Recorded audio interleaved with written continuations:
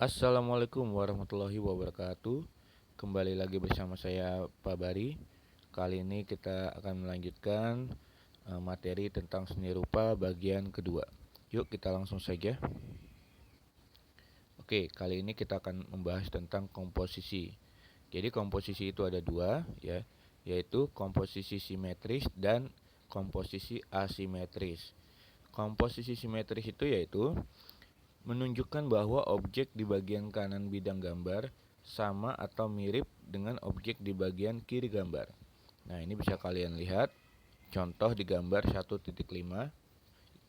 Ya, di gambar ini jangan dilihat dari tinggi objek gambarnya, tapi lihat penataannya. Ada yang di kanan, ada yang di kiri, dan ada yang di tengah. Nah, ini menunjukkan bahwa komposisi seperti ini yaitu komposisi simetris, ya. Jadi ada keseimbangan gitu ya. Nah, apa itu komposisi asimetris? Komposisi asimetris menunjukkan bahwa objek di bagian kanan bidang gambar tidak sama atau tidak mirip dengan objek di bagian kiri bidang gambar, tetapi terkesan menunjukkan keseimbangan. Nah, bisa dilihat dari gambar 1.6. Nah, kenapa ini disebutnya tidak asimetris? Lihat gagang cangkirnya. Gagang cangkir ini ada hanya di sebelah kanan, tetapi di sebelah kirinya tidak. Nah, ini salah satunya. Tetapi bukan berarti gambar objek ini tidak bagus, ya. Ini tetap bagus, tetapi hanya dia tidak ada keseimbangan. Kalau kita lihat tuh tidak ada keseimbangan di gagang cangkirnya. Itu contohnya ya. Oke. Lalu penguasaan komposisi penting sebelum melakukan aktivitas menggambar. Agar apa? Agar dapat mengarahkan susunan objek dalam menggambar, ya. Nah, ini kita masuk ke teknik menggambar. Jadi, proses menggambar sebenarnya dapat kamu mulai dengan cara yang sangat sederhana dan mudah dilakukan. Dan biasakan sebelum menggambar, kamu harus buat sketsanya terlebih dahulu. Agar apa? Agar gambar memiliki komposisi, proporsi, dan keseimbangan yang baik. Oke, nah ini adalah tahapan-tahapannya yang dilakukan sebelum menggambar.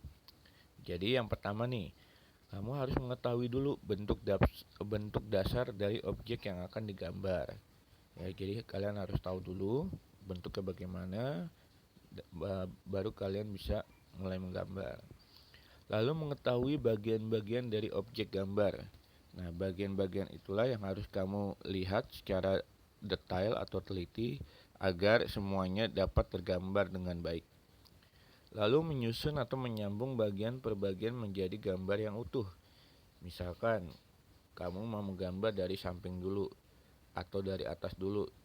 Itu terserah, yang penting pada saat menyusun atau menyambung bagian per bagian itu menjadi gambar yang utuh, menjadi gambar yang bagus seperti itu. Nomor 4, memberikan dimensi gelap terang baik hitam putih atau berwarna. Nah, maksudnya begini. Jadi seandainya ada cahaya dari sebelah kanan. Nah, maka bayangannya harus ada di sebelah kiri. Begitu juga sebaliknya, kalau cahaya yang dari kiri, bayangannya ada di sebelah kanan. Nah, itu gelap terang bayangannya itu harus bisa diperlihatkan ya. Nah, terus memberi kesan untuk latar belakang. Contohnya misalkan ya, kamu menggambar sebuah tempat minuman ini ya. Nah, ini latar belakang ini bisa kamu bikin seperti kayak tembok atau kayak apa ya, tempat rak piring atau segala macam ya. Nah, seperti itu. Jadi kamu harus memberikan latar belakangnya biar supaya gambarnya lebih bagus. Oke, yang pertama teknik menggambar ini adalah teknik menggambar flora. Jadi kamu bisa lihat di sini ada tahapan pertama, tahapan kedua, tahapan ketiga. Nah, tahapan pertama ini dia sekedar kayak asal membuat bunga gitu ya. Nah, Tapi di tahapan kedua dia ada lebih detailnya lagi. Ada seperti kayak apa ya, garis-garis yang lengkungan-lengkungannya ini lebih detail lagi. Nah, yang ketiga ini apa namanya, dikasih warna ya. Warnanya pun juga tidak cuma satu warna, tapi ada, kalau bisa dilihat nih, 3 warna ya. Nah, di sini kamu bisa eh, memberikan warna agar kesannya lebih hidup lagi, kesannya lebih baik lagi, dan lebih indah dilihat. Nah, terus ada juga contoh dari menggambar bunga mawar. Nah, bunga mawar ini lebih sulit dibandingkan dengan bunga Kamboja. Ya, kita bisa lihat garis-garisnya hanya sederhana saja.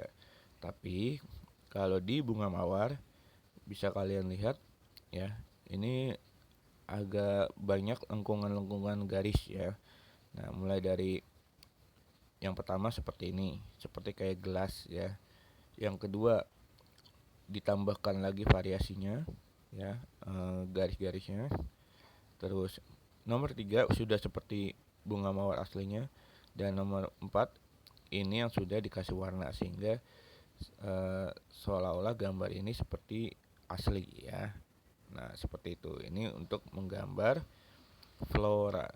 Nah, bagaimana kalau fauna? Nah, seperti ini. Kalau kalian ingin menggambar sebuah itik ya.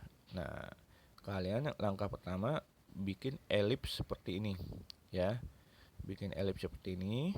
Tahapan keduanya ditambahkan kepala, leher, kaki, dan buntutnya. Nah, yang ketiga kamu bisa seperti ini ya. Nah, ini sudah apa namanya, gambar seperti itik ya, atau gambar itik. Oke. Nah, bagaimana teknik menggambar alam benda? Nah, di sini kamu ya eh, lihat dulu nih ya, lihat gambar ini dulu. Dibuatnya seperti ini, bulatan-bulatan ya.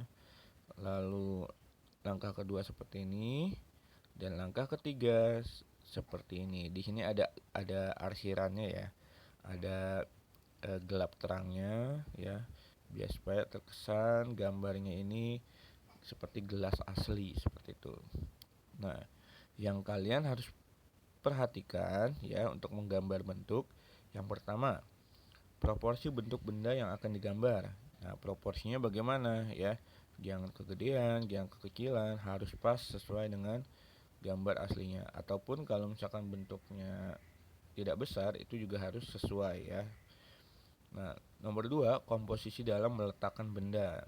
Nah, ini peletakan bendanya harus benar-benar pas ya. Terus cahaya yang menyinari objek gambar dan akan membentuk bayangan. Nah, ini bayangannya itu ada di depan ini, yang garis-garis hitam ini ya. Nah, di serong kirinya ini nih. Nah, itu istilahnya bayangan dalam gambarnya. Terus nomor 4, penggunaan arsiran atau warna yang akan membentuk kesan bidang 3 dimensi. Nah, yang tadi udah saya bilang, arsiran ini seperti seolah-olah kayak 3 dimensi ya, kira-kira seperti gambar hidup lah gitu ya, atau sesuai dengan gambar aslinya. Nah, yang terakhir, penggunaan latar belakang atau background. Nah, ini ada backgroundnya tembok ya, tembok, dan ini kesannya kayak meja ya. Jadi gelas ini ditaruhnya seperti di atas meja, dan di sebelahnya itu adalah temboknya. Nah, seperti itu. Oke, lalu eh, kalau mau menggambar itu alat-alat atau bahan yang dibutuhkan apa aja sih? Nah, ini ya. Jadi beberapa macam alat dan media gambar sebagai berikut. Ada pensil warna, dan ada krayon. Kalian pasti tahu ya alat-alat ini. Waktu kalian TK atau SD pun juga pasti udah tahulah alat-alat ini. Lalu yang selanjutnya ada pulpen atau ballpoint, dan ada kertas gambar ya. Nah, ini kalau pulpen itu istilahnya nggak terlalu dipakai, tapi yang pasti dipakai itu adalah pensil warna, atau krayon ya. Nah, jadi tugas kalian di sini adalah ada dua ya. Tugas kalian ada dua. Yang pertama ya, kamu jawab pengetahuan ini ya. Pengetahuan ini kamu jawab. Dan yang kedua, kamu buat gambar dengan 5 komposisi yang berbeda. Maksudnya gini, kamu gambar gelas ya dengan eh, komposisi yang simetris. Nah, artinya yang seimbang. Jangan 5 komposisi deh ya, 2 saja. Ya, jadi buatlah gambar dengan 2 komposisi yang berbeda. Jadi ada komposisi simetris dan komposisi asimetris.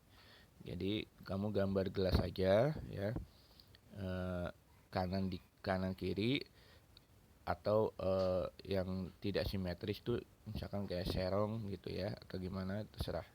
Yang jelas kamu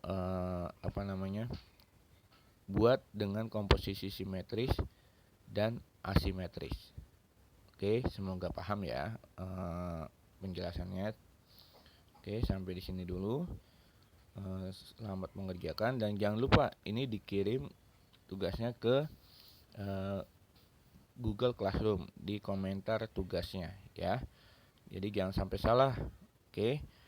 Sekali lagi ada 2 tugas, menjawab pengetahuan dan menggambar 2 komposisi.